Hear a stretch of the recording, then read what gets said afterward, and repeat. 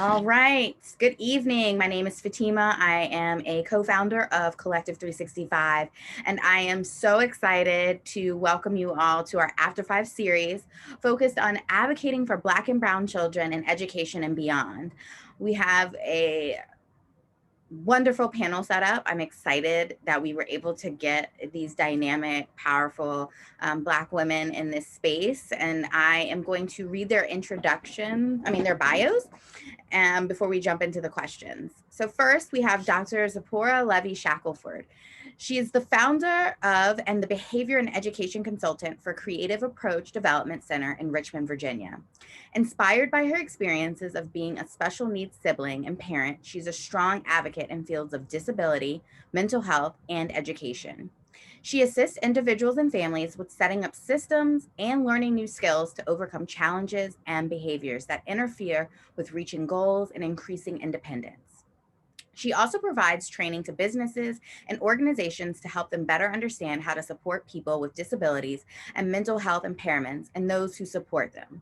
Zappora has a doctorate in education and certifications in positive behavior supports, disability leadership, and autism spectrum disorders.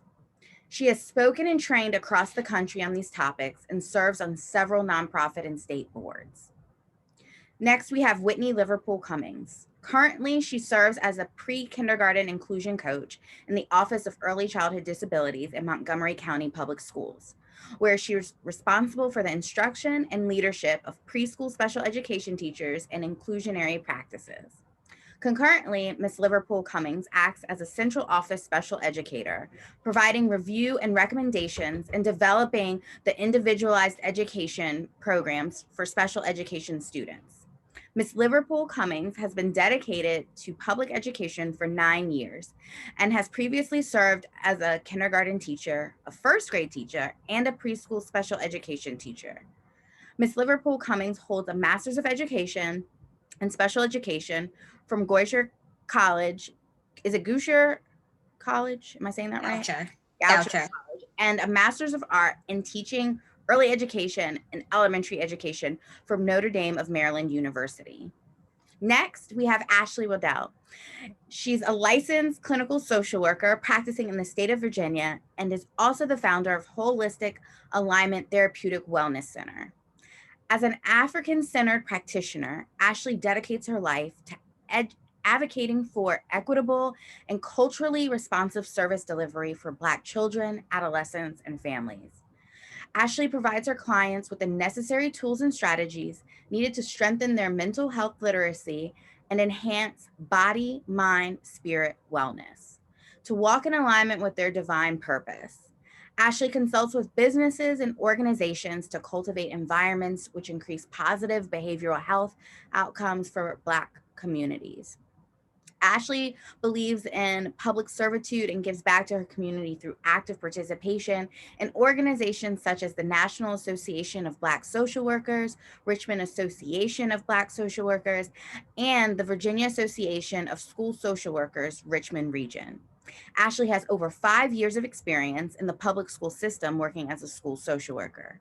In her role, Ashley advocates against social injustices towards students and implements preventative measures to reduce negative academic and behavioral outcomes. Ashley's skills and expertise have afforded her opportunities to provide mental health supportive services in community-based, nonprofit, and hospital settings. She's a graduate of Virginia Commonwealth University, where she earned her bachelor's and master's of social work. Ashley is a certified trauma specialist and a forensic peer support specialist supervisor. Last but certainly not least, we have Moretta Copeland, parent to 2 young adults, one with a developmental disability, working for VCU, Partnership for People with Disabilities. She serves as a cultural broker to the African American community at the Center for Family Involvement. This involves working with families of children with disabilities to empower them with the necessary tools to navigate disability-related systems and become better advocates. Some of her other experience include connecting with parents from diverse backgrounds and training professionals around family-centered care. Moretta is also a certified cultural and linguistics competence level 1 facilitator, currently serving on the Virginia Caregivers Coalition and is a board member of the ARC South of the James, ARC South of the James, sorry. Welcome, welcome, welcome. I am so excited to have you here. So tonight, I have some prepared questions that you all got in advance, but as I shared via email, please feel free to, get off track a little bit if there's something that's relevant or that comes to you and that you feel folks listening would benefit from. So our first question is, can you please share what it means to advocate for Black and Brown children based on your current role? Like, I know I talked a little bit about what you do, but if you could kind of break down in layman's terms and how do you see yourself as an advocate?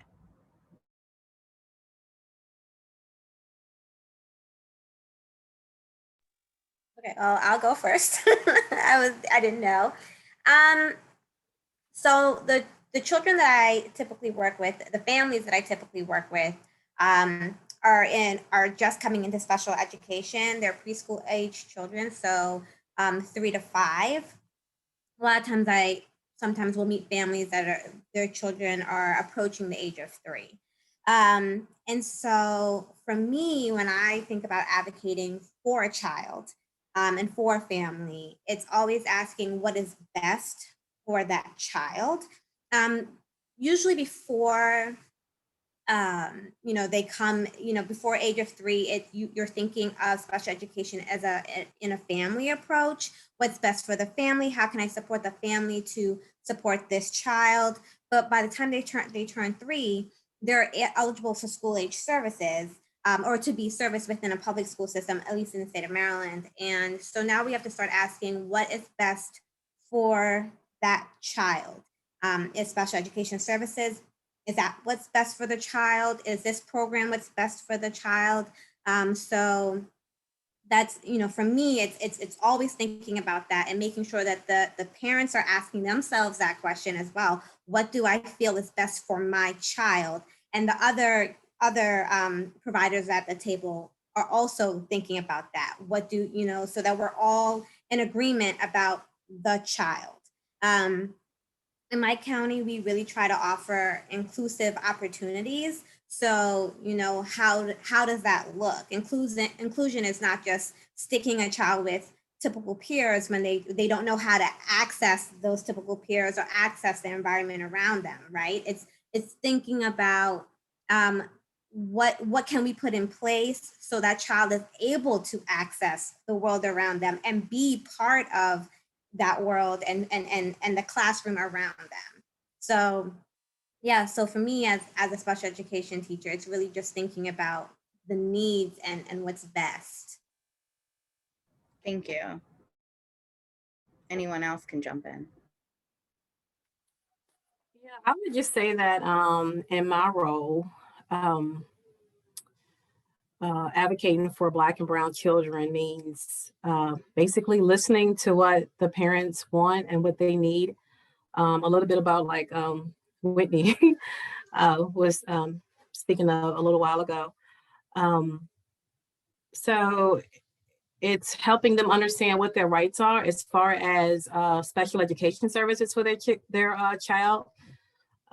It's also helping them to navigate the different other disability-related systems.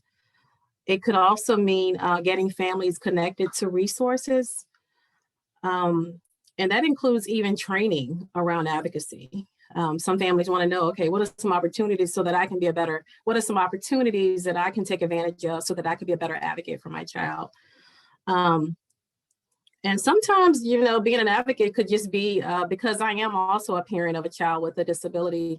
Sometimes it's just providing like emotional support, just being a listening ear, letting the family know that I get it. And, having that parent-to-parent approach can make like a world of difference. Sometimes it's being a mentor or a cheerleader, letting the parents know, hey, you got this, you can do it. So that's some of the things that I do as far as advocacy. And so it's basically about, helping that family, that parent or caregiver to be empowered so that they can be the best advocate that they can for their child, because they're the ones that they're in it for the long haul. So.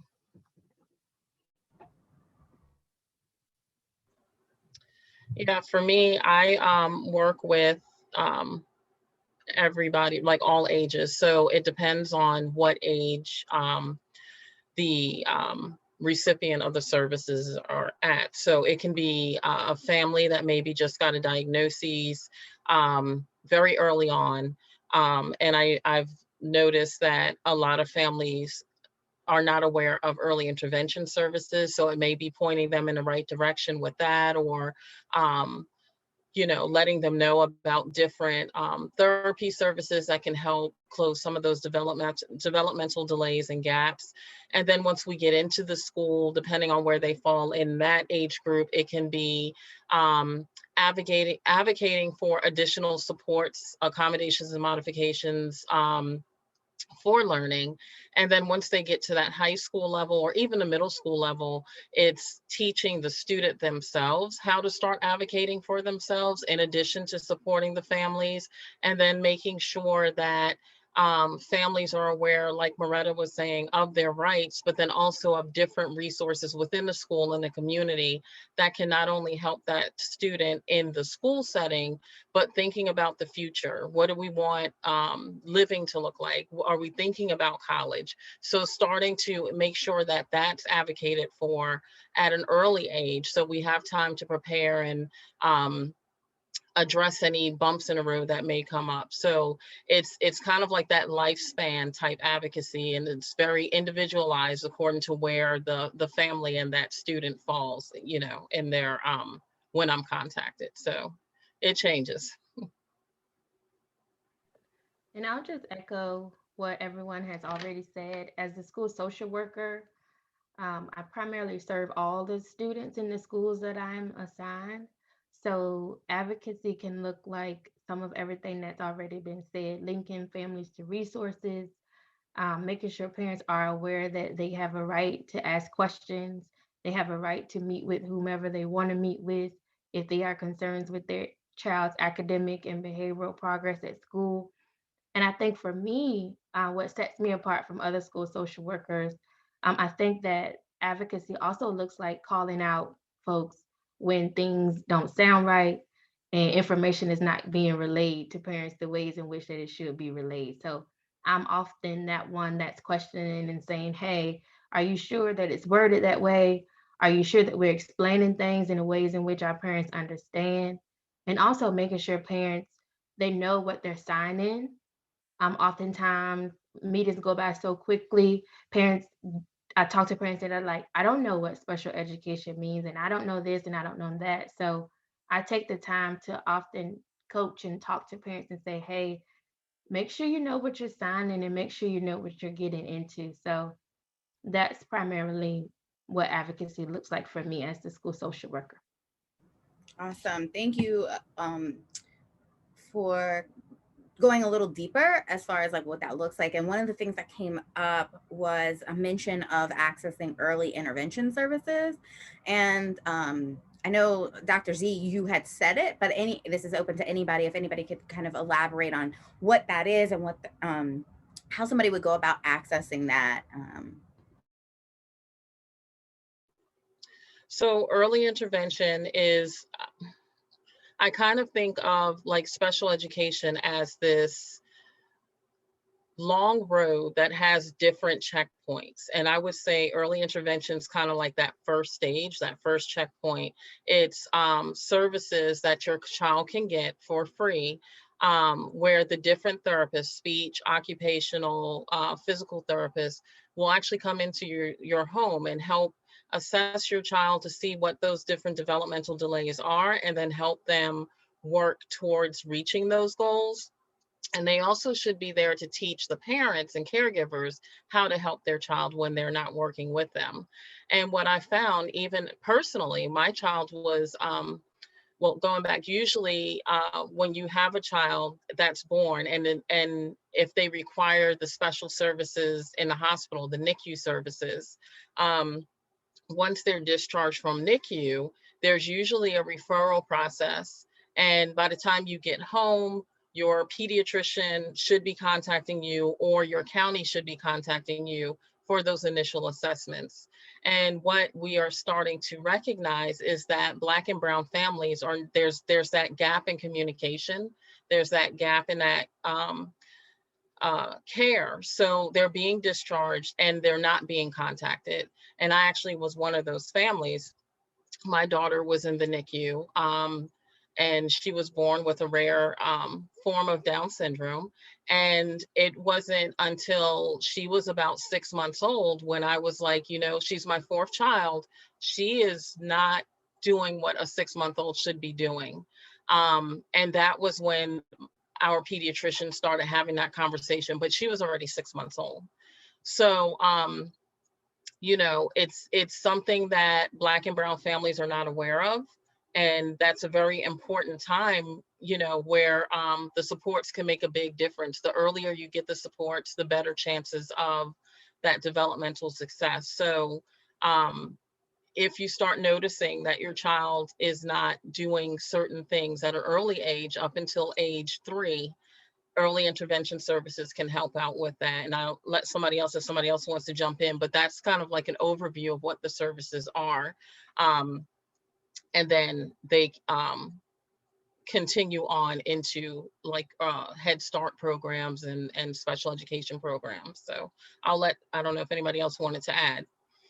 I do want to add that, so everything that was just shared is absolutely accurate, that in most counties, in most states, and this is across, you know, the United States, there is an early intervention program.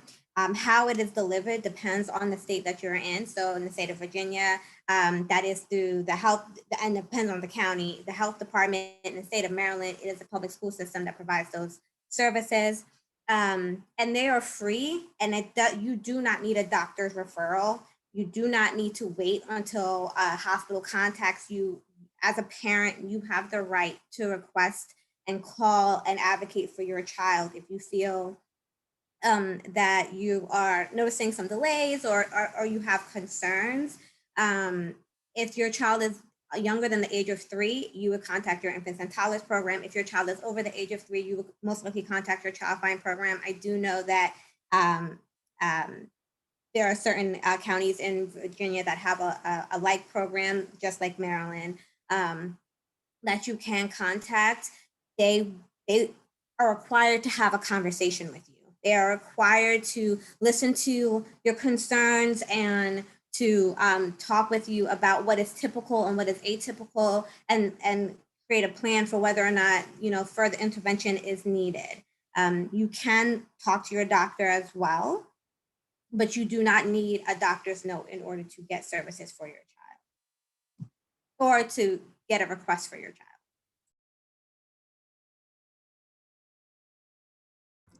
So my next question is then, I hear you saying one hand, the ideal world, there would be somebody reaching out to you, whether it's between 0 and 3. And then to Ashley's point, if you're in the school, there should be somebody that is connecting you. What happens when that doesn't happen? To Dr. Z's point, when she was like, I didn't get that call, or to the parents and caregivers that are going to be watching this later, who are like, you know, my kid's in elementary school and I'm noticing some behavioral issues, or I'm noticing some delays compared to maybe their siblings or peers.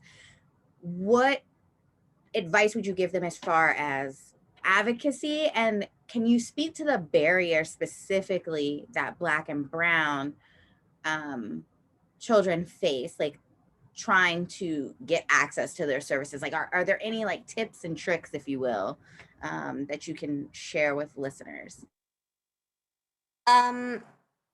So as a teacher of children who are mostly Black and brown, one of the things that I have a lot of parents say, you know, come in saying that I didn't know, or I thought it would go away. Like I thought my child would grow out of it because my other children, you know, they're fine. And so, you know, I didn't think it would be that serious. So when you're talking about young children, so children before the age of before five, before kindergarten, You know, if you're not contacted by a doctor or contacted by the hospital or your county once you bring a child home who was premature, you yourself can still contact them, right? And if you don't, some parents don't know, once they start taking the child to the doctor is going to start asking, so how many words does your child have? You know, has your child started walking? Does your child, sit up on their own? Do they roll over on their own? They're going to start asking some developmental questions. And as a parent, usually, you know your child best, so you're going to start thinking about these questions. And if you don't know, these are great questions to ask your child care provider. Have you seen them take steps yet? Have you heard them say words yet? So that way you have that information to take back to your doctor, and then your doctor can tell you what is typical and what's not. And if you have had children, you might know what to expect from a child if your other children have walked at a time or spoken at a certain time, things like that. And so again, if you have concerns, you don't need a doctor to tell you whether or not your concerns are valid. You can advocate for your child simply by calling that number or reaching out to your local infants and toddlers program or a child line program to advocate for your child. You mentioned like when they're elementary school age. When they're in elementary school, it's a different process. There is not a child line to call. When you're in elementary school, you can request a conversation with the counselor, the child's teacher, the special educator at the school. You can share your concerns. You are well within your right as a parent to advocate for your child within the school system. And I just want to quickly add to that. I do know what Whitney said is absolutely right. And one of my recommendations is to get a notebook and just start jotting some stuff down, because a lot of times when parents of color do try to advocate for their children, they're kind of blown off, but data talks. So have some examples, some concrete examples to share with your doctors, to let them, to get their attention. I highly recommend that. And I do want to say the CDC actually has a free milestone tracker app that you can download to your phone, cdc.gov. And that's a great way to kind of check in, like what Whitney was talking about, and saying, well, my baby's 6 months old and I noticed they are not doing A, B, and C, or, oh, they're doing this, but not that. So the milestone tracker from cdc.gov, there's a lot of other websites and stuff out there that have different milestones, but just kind of checking in, doing your research and documenting what you see, and then following through with your gut feeling. And I'll just add, with elementary, middle, and high school, we do have a child find process where parents can request to have their child evaluated if they suspect that their child has a disability. So even if you didn't do it early on and you're thinking, okay, something's off, something's not right, then you reach out to your school and they'll connect you with their interventionist chair that's responsible for scheduling that child find meeting, and they have to do it within 10 days. So just know that you legally have the right to ask for the support. And I would say to locate your school social worker in your school, or your family advocate, or your school counselor, because those are going to be support people aside from your the child's teacher that hopefully would be willing to lead you in the right direction. I also encourage my parents to join their PTAs, because a lot of times there are other parents in the PTA that might be going through or have experienced what you may be going through. So if you can talk with them, connect with them, then they might also have access to another wealth of resources for you. Yeah. I do want to add that if you are school age and you do suspect that your child, may have some delays, and you want to request testing or want to request a meeting, put it in writing. They have to do it, especially if you are requesting it in writing. And when you send it to the child's teacher and to the principal and to like as many staff members. They cannot pretend they did not see it. Okay. That's a really helpful tip, is to put it in writing. My other question is, somebody in the chat wrote, if I notice something off, who do I go to? And Whitney wrote, infants and toddlers, and then child, fine. But what if the child is maybe a 5th grader? Your doctor. Doctor, okay. Yeah, I will tell you, as a teacher, one of the first questions that we ask is, have you spoken to your doctor? We want to know if you've taken your child to the doctor and share the concerns. If the doctor, because a lot of times if you really have concerns, the doctor will walk through with you like developmentally where your child is. And then they will also, there's testing that your doctor can do, things like that. But yes, your doctor.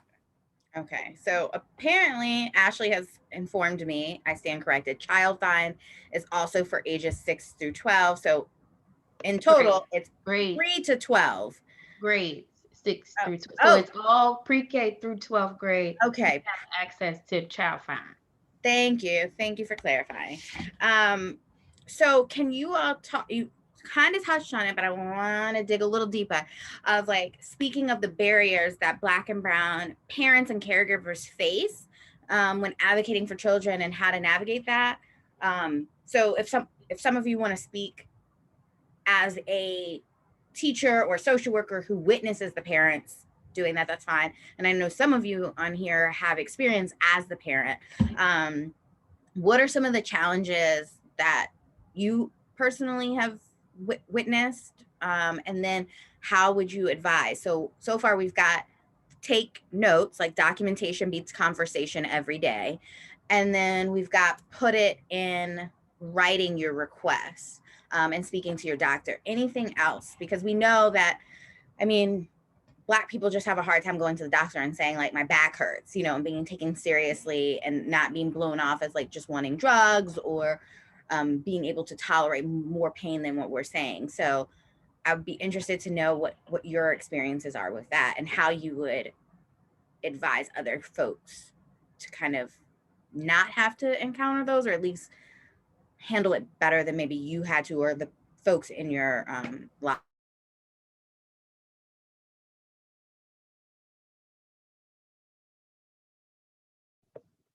So I'll say that visibility is important. So I know the parents who show up, like they talk about those parents and they make sure that they are on their P's and Q's when the parents are in the building. So the more visible that you are, the more that you check up on your child's progress in school, the more you even come to the school to observe. You do have some schools do allow their parents to come observe their child in the classroom.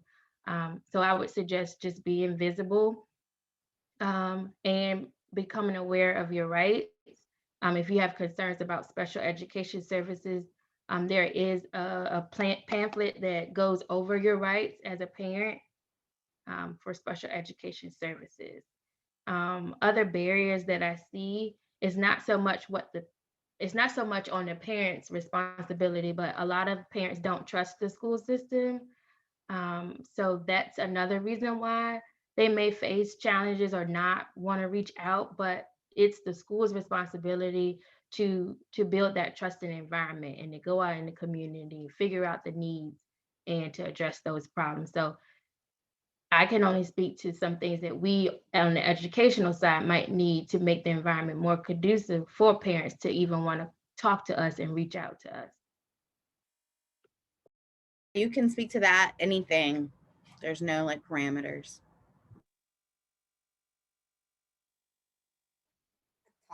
Touch on this a little bit, but one of the barriers that I see from my families, well, I'll say two. One is lack of knowledge.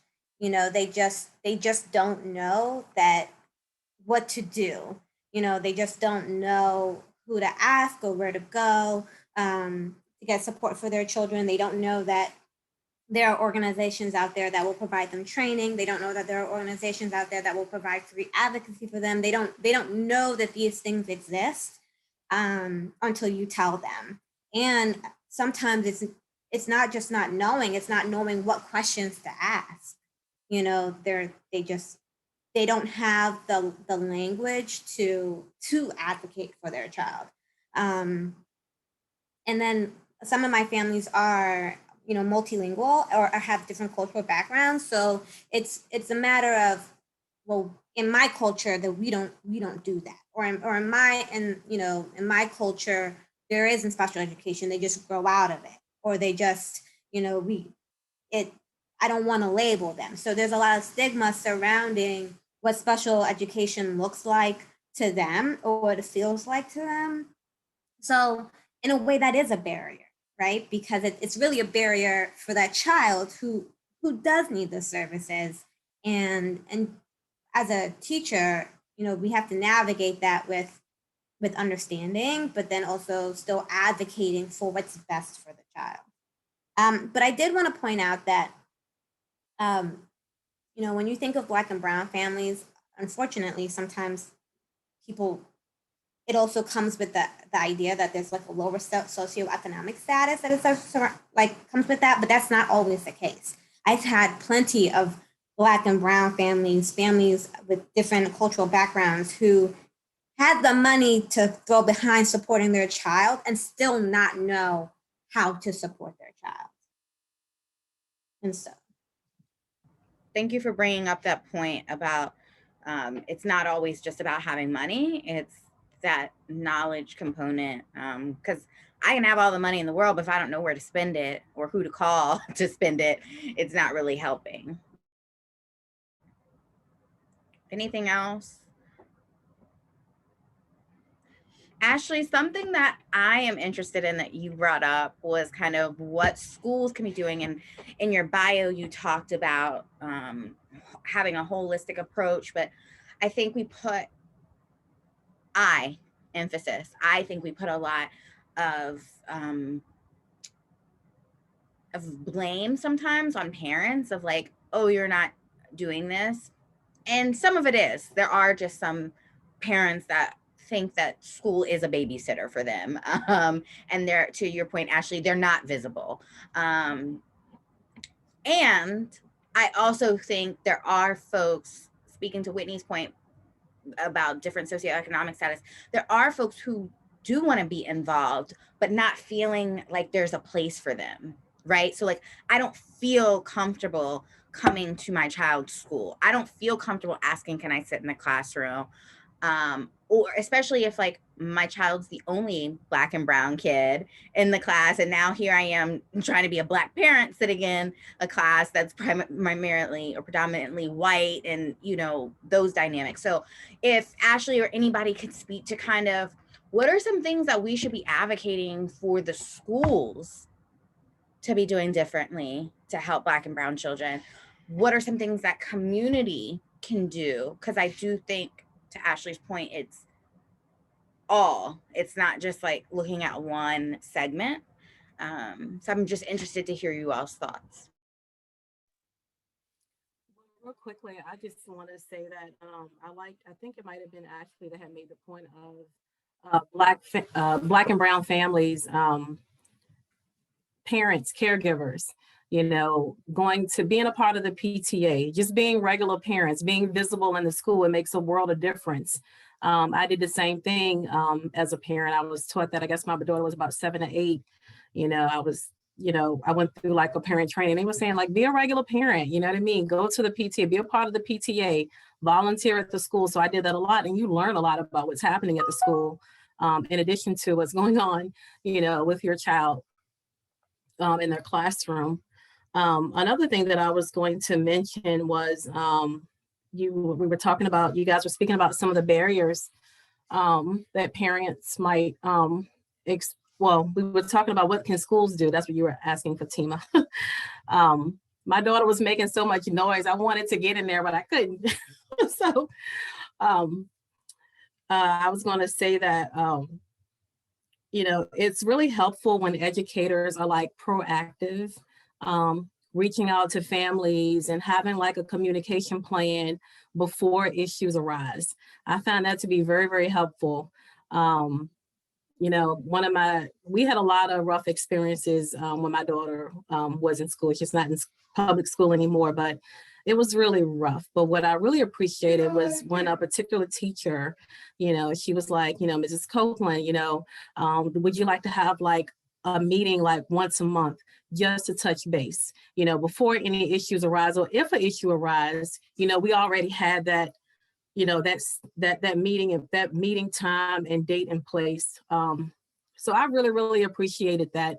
And she wanted to know, like, what was my preferred method of communication? Would you prefer for me to email you? Would you prefer for me to send you a text if something goes on? So that was really helpful. So I think that the more educators do that, have that dialogue with parents, you know, reach out. Parents really appreciate that. And parents are really going to respond. You know, a lot of times people talk about, you know, parents are not engaged. That's not the case. Parents want to be engaged, but, you know, a lot of times educators need to really work on reaching out.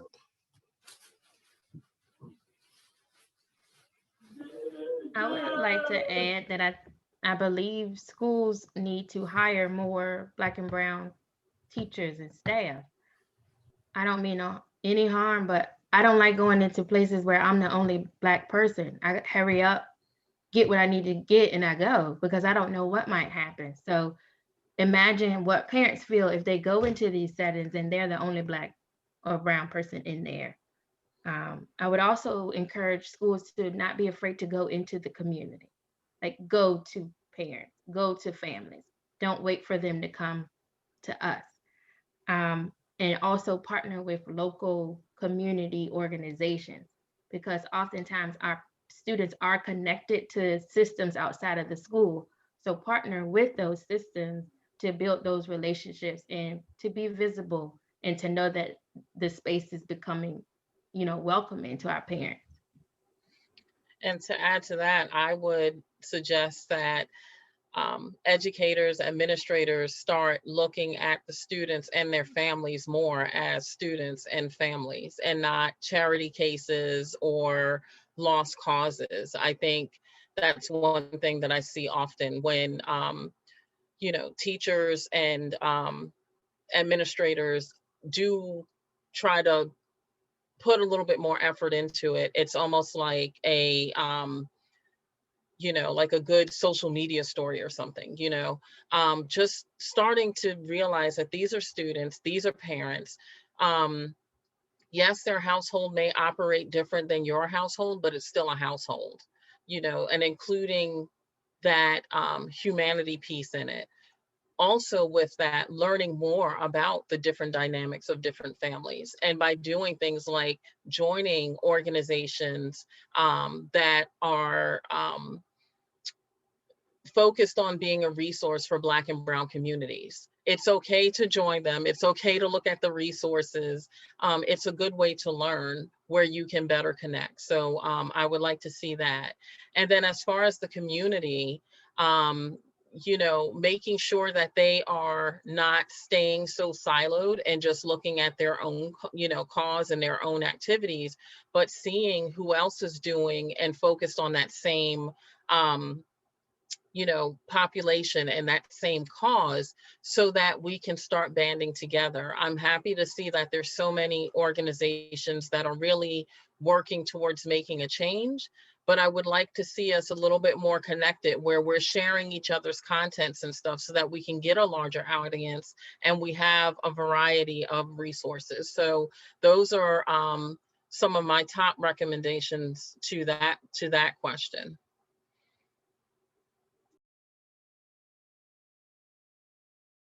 Awesome. That was so helpful because, like I said, I want to make sure that we're not just harping on the parents and like what the parents and caregivers should be doing, but recognizing that we all kind of have to work together to make this work. It's 7:15, so I'm gonna pause and see if the two folks that are on the call right now have any questions or comments to share. You can unmute yourself or use the chat. Yes, I have a question. What do we do for children that, like, I'm in a situation, I have an 8-year-old son, and he's not formally been diagnosed. We've had him tested, and they don't feel like, they kind of feel like he's borderline, right? And so he's in private school right now, but in the public school system, he was not quite enough of a problem to warrant their attention. So advocating for your child when they don't quite have a diagnosis, like a formal diagnosis, you know, what can we do? Like, or even if they, you know, don't fall on the spectrum, or they don't have anything that requires, you know, special education or anything like that. Advocating for, I guess, a child of that nature. It's hard to hear. I didn't hear the last part of what you said. I was just saying, like, advocating for a child that doesn't have like a formal diagnosis. Sorry, that's my child in the background. She was saying advocating for a child without a formal diagnosis. Yes, I was gonna repeat that, but thank you. So I think for that, my recommendations would be to keep communication open with the teacher and other support persons that may be involved. Again, continuing to track your data, especially if they're borderline, because any changes in data can definitely tick it in that right direction to get those additional supports. And ask about additional resources that are not necessarily even tied to special education. Schools do have a lot of extra, like tutoring services or you know, different types of programs. So just keep that communication open, see what else is available, even if it's not tied to a specific, like special education program, or he doesn't fall into a specific category. I would also say that a lot of parents don't realize that there are services that you can get, special education services outside of the public school system via your insurance. Like, so if you felt that your child was getting speech and language services in public school, but you felt that more would benefit them, you can look for those services through your insurance outside of public school system. So there are other services, you know, behavioral therapies, things like that outside of public school that you look for as a parent. And Thank you. I would also add, we have parents who their students do attend private school, and they also come to the public school to get the child find meeting as well.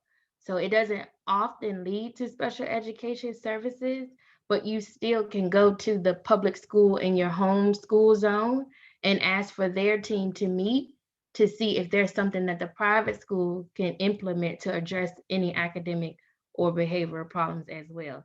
So depending on the issue, you still can have an intervention meeting and everybody can come to the table and see what behavioral or academic interventions may need to be put in place before you go that special education route. I would agree with that. That's very true. I would caution though that if special education was determined as a need for your child via that child find service, the private school is not bound like public school is to provide services for your child. You know, in Maryland, the only thing that we have to do if your child is in a private setting and you're choosing to stay there is provide speech and language. Real quickly, I will also add to the parent that was asking about, you know, if your child doesn't have like a formal diagnosis of anything, but you really feel that your child may need some additional supports. But if a parent is not getting anywhere with the school, if let's say you feel that your child needs extra support in reading, then you may have to, you know, escalate the situation and reach out maybe to like the reading specialist for the county, or you could reach out to the Virginia Department of Education.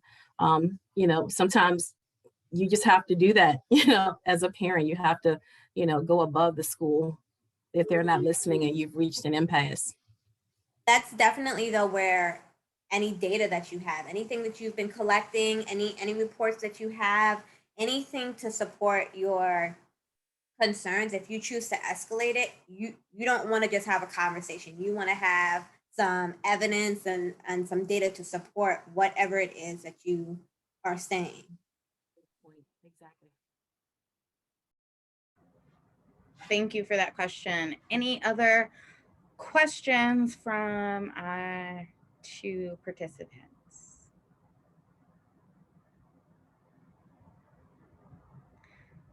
All right, hearing none, I think will be my last question. I say that because something might pop up, but what would, for the parents, this is the question for the parents on the panel, what would you say to a parent who, and we've kind of touched on this, you know, there's this, sometimes the perception, particularly with Black and Brown parents and caregivers, of like, oh, you're not involved, or you don't care, or you don't want to be engaged. We know there's a few things. One, I want to be engaged, but because of just the way my life is set up, I can't be the parent that observes my child during the workday. Or I can only have conversations in the evening with a teacher, or maybe it's not even weekly conversations. I can maybe only get a month, once a month in, or I can't go to a PTA meeting. Then we have the parents who are like, I want to be there and I'm also overwhelmed. Like it's a lot, right? Because as a parent, I would say most parents want the best for their child and want to see their children succeed and want to do well as parents. And so that pressure of feeling like you're failing them or missing something. So my question is, what would you say to them who are, you know, just struggling? Like they're like listening to this and they're like, yeah, I've done all of that and I'm still kind of hitting a wall, or I still feel like something's missing, or I'm just tired, defeated. Any words of encouragement or things and or resources that you would encourage them to access? And teachers and social workers, if you know of resources too, you can jump in. For me, I would just say that if a parent is at that particular point and they're tired and they've done all that they can, it may be time to bring in get an advocate involved.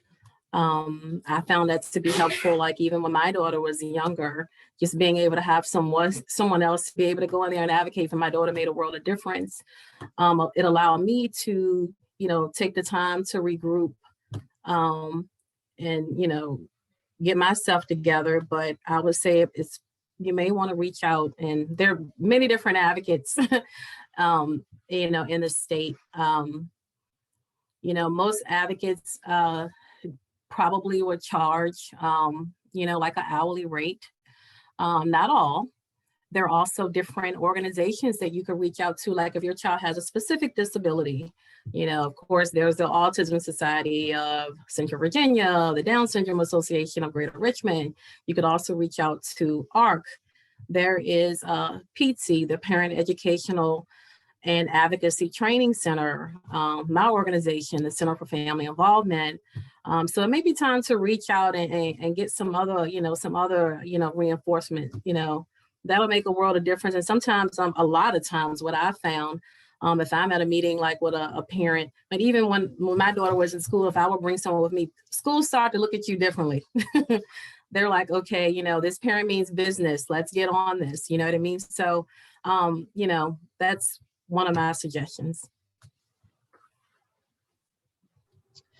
I think definitely agree with Moretta said, looking at some local organizations dedicated to like special education, like those that she mentioned.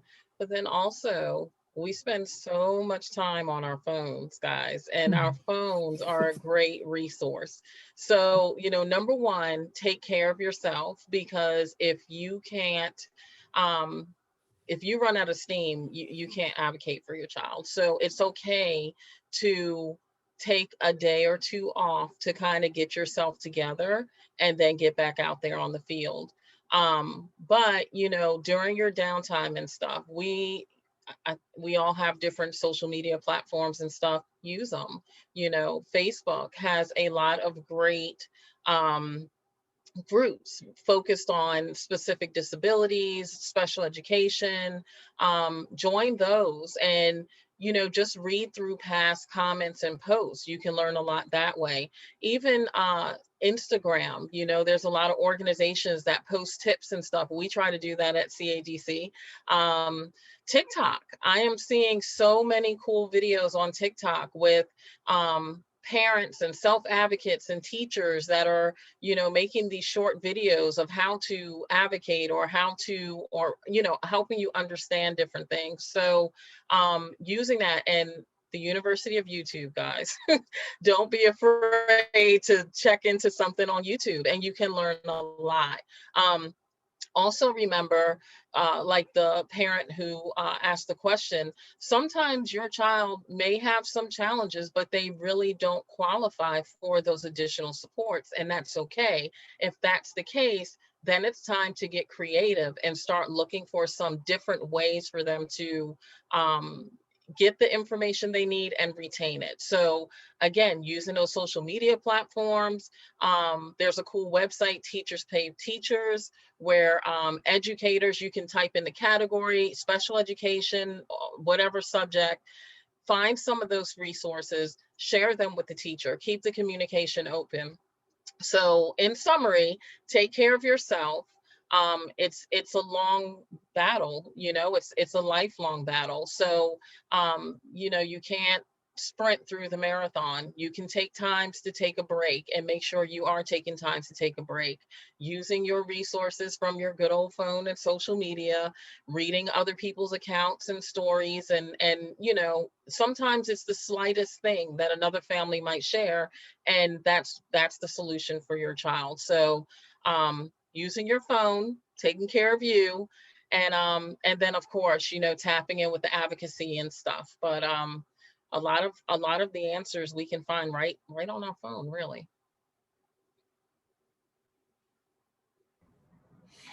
All right. That was great. Like, I feel like I needed to hear that pep talk. Just being a parent, not necessarily addressing any particular concern, but just remembering the access we have. Well, many of us, not all of us have. It's 7:28. I want to honor your time. I told you we would end at 7:30. So I want to give the last minute or so to the panelists if there are any last words. It can be words of advice. It could be something that you didn't feel we touched on. But yeah, I just want to leave it to you all. And no pressure. You can also just like wave. That's cool too. I just want to remind parents that whether your child has a disability or not, and you're looking for services for your child, or your child is in in elementary, middle, high school, just remember that no matter what anyone says, you're the expert when it comes to your child. And, you know, just keep that in mind. And, you know, you can do this along with your child, just like one of the panelists mentioned earlier, you know, start your child early and, you know, having that self-determination, starting that process of when they're in elementary school, advocating for themselves, participating, if they have an IEP, getting them participate in that IEP meeting. I'll leave it there. Yeah, I want to say, you know, when as a parent and as an advocate and as a teacher and social work, like, I think you're so passionate about the cause, you're focusing on that challenge so much because you want the challenges to prove and justify that there's a need for help. But I also want to remind everyone to take the time to celebrate those accomplishments too. And as a parent, not to beat yourself up, because I think, you know, as a parent, on top of dealing with navigating all these systems, a lot of times, and I know for me personally, it was a lot of question of like, am I right for this? Am I doing a good job? And then there's also questions about like the diagnoses, like, did I cause this? Or, you know, so don't beat yourself up, and remember to celebrate your accomplishments and your child's accomplishments. And it's definitely something you can do. And like Moretta says, you're the expert. So remember that.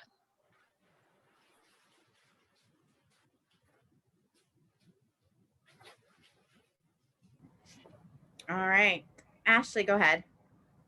No, I just would like to tell parents that you're doing the best that you can do given the circumstances and everything that everybody else is going through. So find your community. Don't think that you can do it alone. Find your support people to lean on.